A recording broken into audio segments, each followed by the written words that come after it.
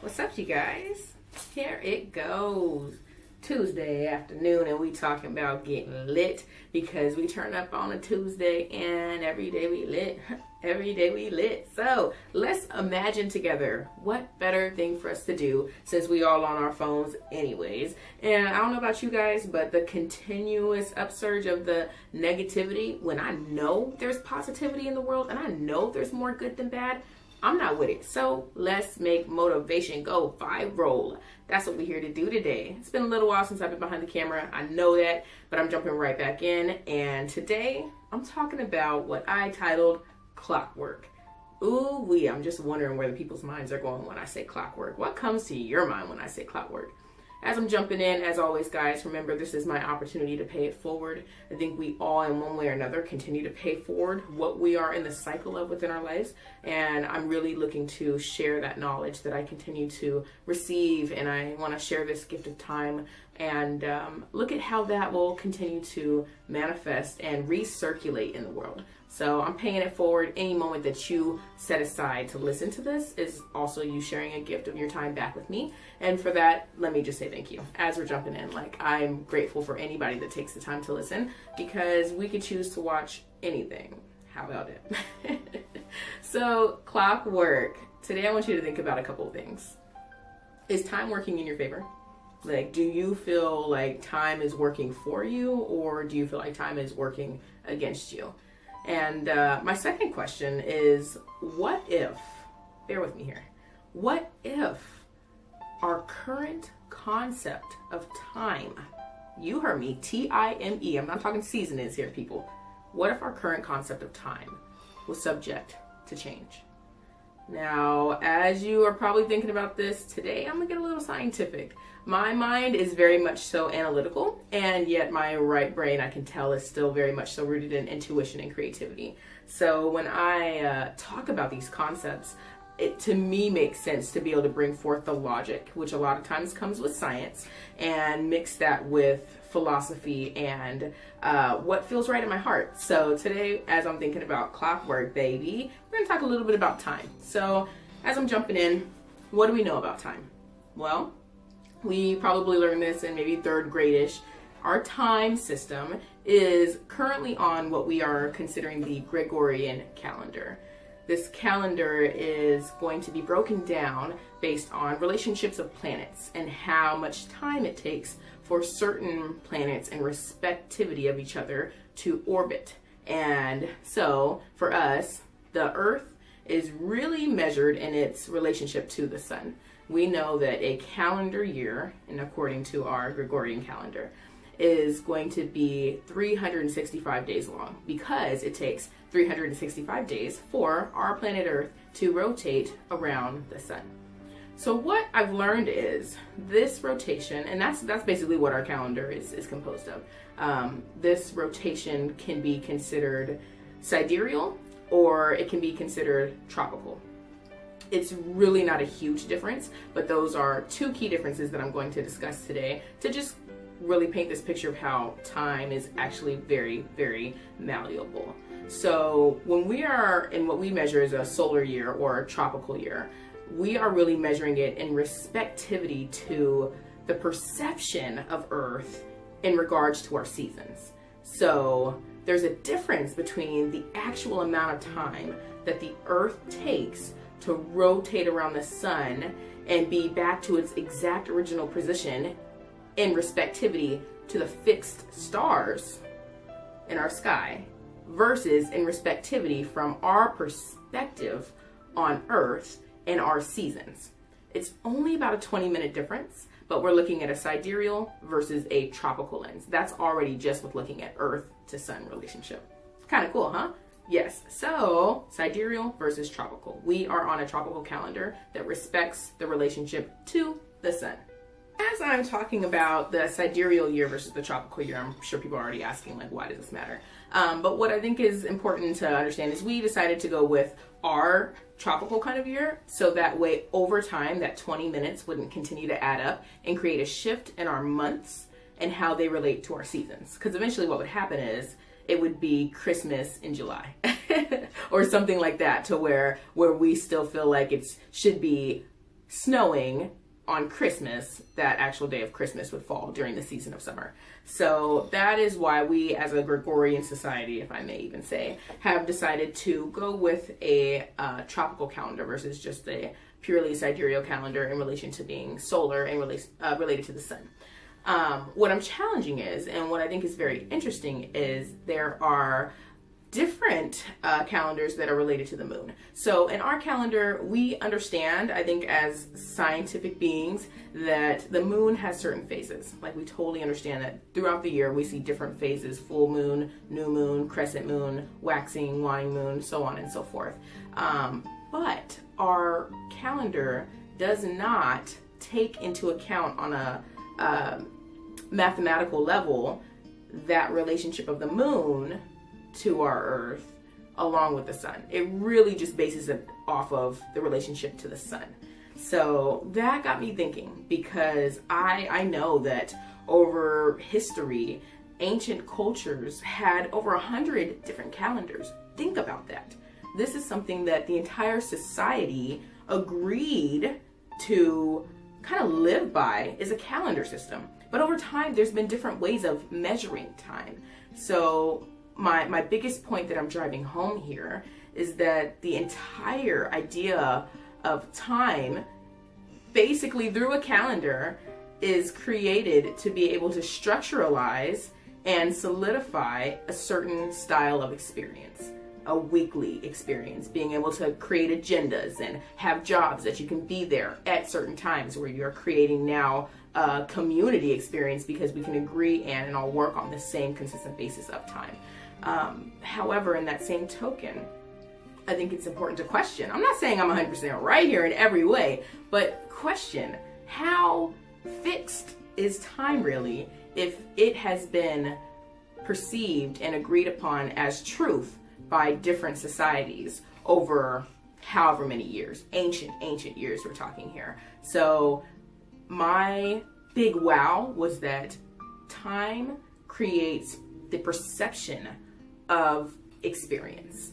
So it's not a thing that's fixed like solid wood. It's not a solid thing like we know matter is. Time is very malleable, people, and that is exciting. So I'm going to tease you with a little something to think about here. We know that the Mayans have historically been known for having ancient knowledge. The most depth amount of knowledge, especially in regards to astronomy and kind of timekeeping. And I think they're one of the most famous populations that were known for their calendars. I don't believe that 2012 was ever denoted by the Ayans as a year that things were just going to crash and come to an end. I think there was something much deeper, but they have been known as far as their accuracy of timekeeping. But any ancient culture, you can think about the Chinese, the Islamic, going back to the Polynesians, like they all had different ways of measuring time. And a lot of them had a very strict commonality, which involves looking at things from either a lunar, or a solar, and sometimes a lunisolar calendar perspective. Like I said, taking into account the moon relationship, the sun relationship, and then us here kind of in the middle being on planet Earth. So the idea of having different calendars, what I've learned, is so that they could create a different style of experience sometimes of what their entire existence would look like. So I started to ask myself, like, what kind of signature experience, signature lifestyle have I been born into by inherently being kind of confined to this Gregorian calendar that I've accepted because that's what they taught me growing up and I've known nothing else. And I think that we've all kind of been put into that ballpark where this is just what we've learned and accepted. So in my opinion, I know the moon has a huge effect on people. Like, we probably heard the rumors that on a full moon, watch out because people are turning into werewolves, or in other words, people, their emotions are all heightened and everything just seems really intense around the full moon. So, I mean, even to the point where we can see our tides and our waters and our oceans change come the full moon. So we know the moon has a direct effect on us as people and as our planet and our environment. So for me to look at the fact that our calendar recognizes the relationship to the sun, which we also know has an effect on us. Without vitamin D, people aren't acting the same. They're not as happy. So I absolutely agree that the sun has an effect. But there is already a slight disconnect in the fact that our calendar doesn't honor that same importance of the moon on our planet when we're looking at how to measure time and what time does as far as certain times of the year, maybe providing and nurturing a certain kind of experience. So when I think about, our planet, and I think about how we are interconnected, the moon seems very important to me. So let's think about it. I mean, we all know that time, we can probably agree that time seems to be kind of at the center of our universe. And, any struggles or any accomplishments that we have tend to be revolved around time. Time equals aging, and time can therefore equal death. Time equals money or a lack thereof. Time equals accomplishment or failure. You didn't graduate in time, so therefore you are a failure, or whatever that message is from society. And time can be balance or energy. Everything kind of ties back to time. So what I'm asking is, if the center of our universe, being time, is connected to a system like our calendar that is already lacking some balance, already lacking some harmony in relationship to the natural harmony and cycles of our planet, which we're basing it off of, it's missing a key component being the relationship to the moon. Would that not therefore trickle into our lives and how we experience balance, harmony, and things of that sort? Honestly, I wouldn't be talking about this if I feel like the answer was no, because I feel like we're, as a society, the planet is very imbalanced right now. So I'm questioning on how we can get back to that core root of balance, and I suspect it's through our partial relationship with time. Stay with me. I'm just saying, on top of the fact that on a scientific level, there are some imbalances or things that we may have maybe kind of missed going into our calendar, let's look at our calendar.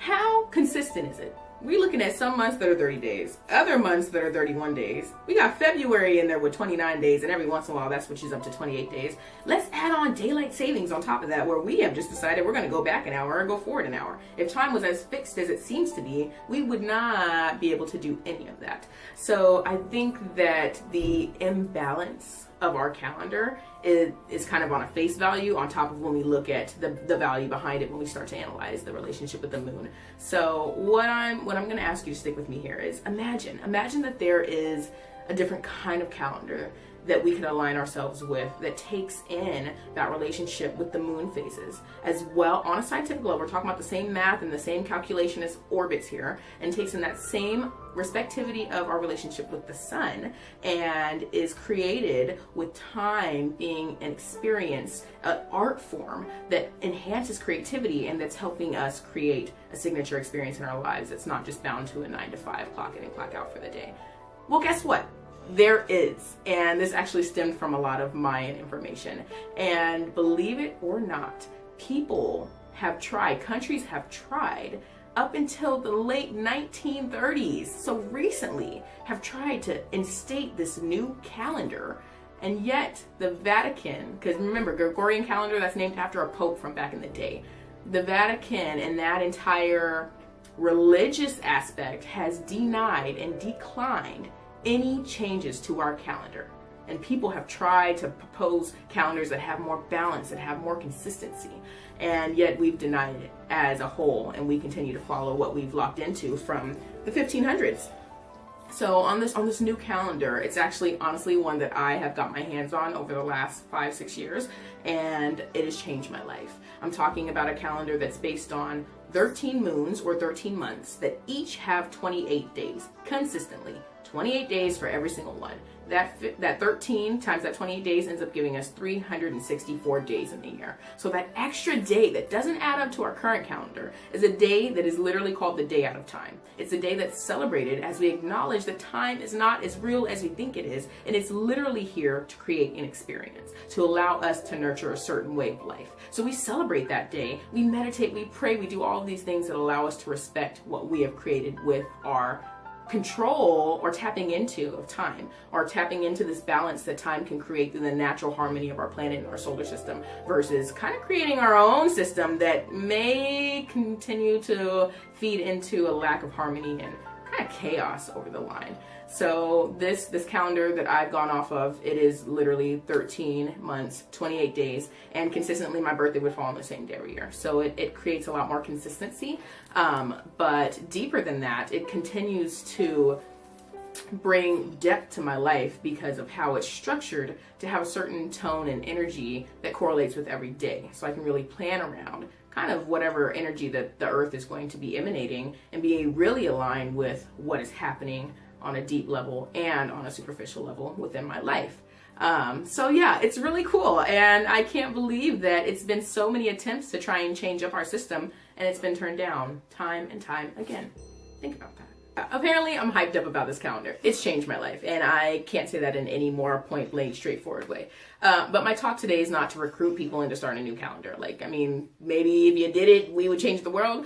But today, I more so want to even look on something lighter than that and think about how we can challenge our current relationship with time. And that is my challenge for you, is to challenge your relationship with time. Because time is the center of our lives. And I think we are looking to improve our lives in one way or another.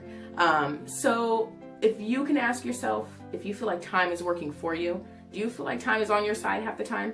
Do you experience a lot of synchronicity in your life? Or what most people would dismiss as coincidence? Do you feel like there's a lot of that harmony where things are just lining up and working in your favor? If the answer to any of those questions was no, then you have some room to challenge your relationship with time. And I had some room to challenge my relationship with time, which is where this all came from. So what I wanted to do is offer a couple of different easy ways that you can challenge your relationship with time and start to see how time can actually be almost morphed into working for you instead of against you. So my first idea is what I call time chunking. It's nothing new, and you probably heard of it phrased in different ways before, but it's something I've been trying lately. And it's really looking at new ways to divide and spread out my activities throughout the week in order to kind of accomplish the same thing, as opposed to looking at one day and trying to do a bajillion things in one day. Because honestly, that has not worked for me very well. A couple of examples of this time chunking that I've been doing is meal prepping. I think this is the most common example, is meal prepping. You spend, and for me especially, I've been doing this, I will spend 6 hours on one day meal prepping and chopping and doing this out, and that's a long time for me to spend. And yet that has trickled into 3 weeks of me not having to cook my breakfast or my lunch because it's already done for me. So the amount of hours I've actually paid back has paid that 6 hours back and some. Another thing for me is doing my hair. Ooh, it's fabulous, but look at it. I spent 10 hours doing my hair. This will save me time for 2 months. That will easily cover that 10 hours. So it's just another way to step into time chunking, step into changing my relationship with time altogether. And I'm saying yes. I'm absolutely saying yes to ways to do that. Another way that I'm going to talk to you guys about real quick is what I call doubling up. So this is when you're looking at activities in your day that you can basically consider your non-negotiables. You have no choice but to do them.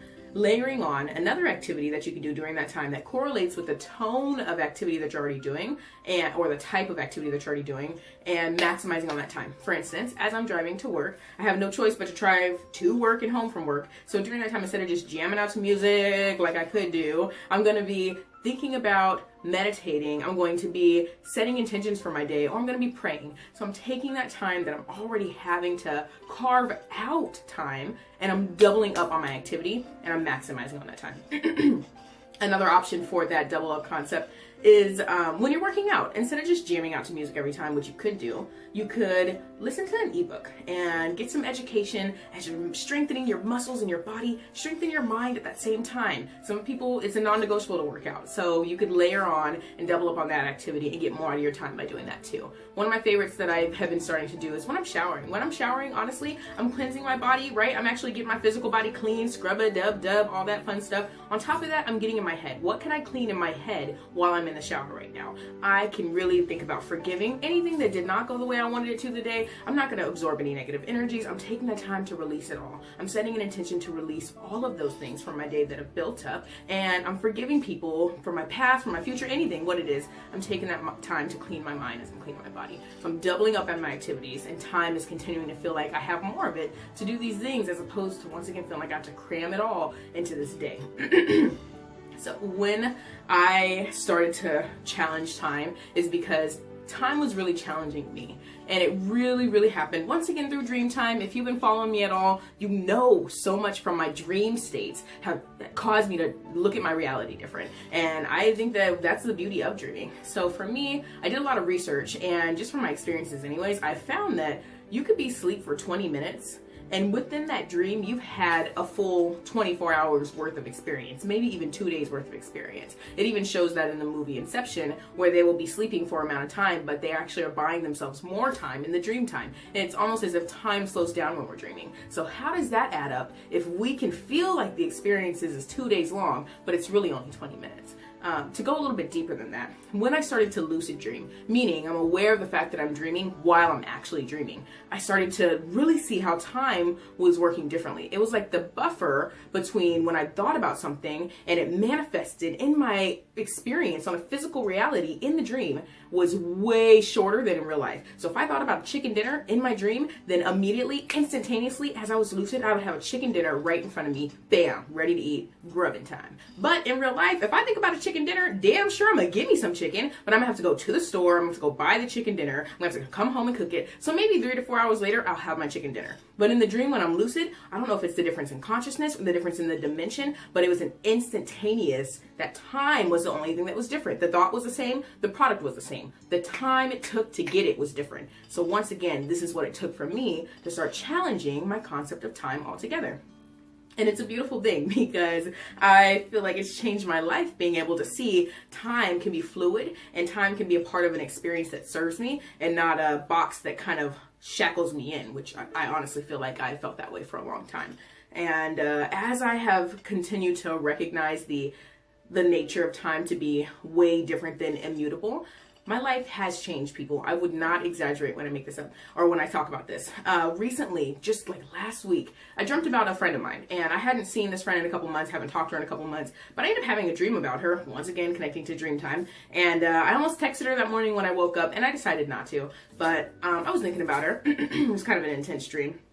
And so I get to work that day, and guess who shops in my store? Like literally stops into my store. It's my friend that I had just had the dream of. And I'm just like, girl, tell me why I just had a dream about you this morning and you would stop in. And I almost texted you, and she's like, oh, that's funny because I actually had a dream about you too. So not only did that synchronize within my time, things lining up and my experience, we're talking so interconnected, and she also had a dream. So it just got deeper and deeper as far as how time was serving this very synchronistic kind of experience where things just are so beyond what I could conceive or make up for. It's just beautiful, and I love it. Those moments to me are saying that I'm grounded and I'm connected with everything around me because things are lining up harmoniously, and it's a beautiful, beautiful thing. So I will acknowledge that this topic is quite a bit deep today, and some people may think that what I'm saying is absolutely crazy, but you know, it's all about challenging what we know to learn more. We don't know what we don't know until we start to question our reality. And even Albert Einstein, as I was looking to some of the greatest minds who have contributed towards expanding how we can look at time, when he was thinking about and talking about time, he said, time and space are not conditions of existence. Time and space is a model for thinking. So I want to challenge you to think about that as we wrap up this video. And as time comes to a close, you guys, I still would love people to get involved. Leave any comments. Tell me how you're feeling. Tell me how time has added up and created synchronicity in your life. I feel like more people are starting to see numbers. And I'll talk about that in another video. But seeing repetitive numbers, that has to do with time. Not only the time itself that you're seeing, but it's the fact that you're starting to wake up to that synchronicity that a new way of approaching time will continue to nurture as a part of our everyday existence. It's happening to me, and I'm inviting you to step into it because it's invigorating, it's exciting, and I never feel alone because I feel like the planets are with me, talking to me these days, and it's beautiful. So I'm gonna leave you with this affirmation, and it's knowing that I am in balance with the nature of time, with time, and on time. I am in balance with the nature of time, with time, and on time. All right, guys, I'm so grateful I've done this with you yet again. Stay tuned because I got more topics that are just flowing, and I'm excited to share it with you. It's Friday afternoon. I wish you nothing but peace and blessings. Take it easy, guys.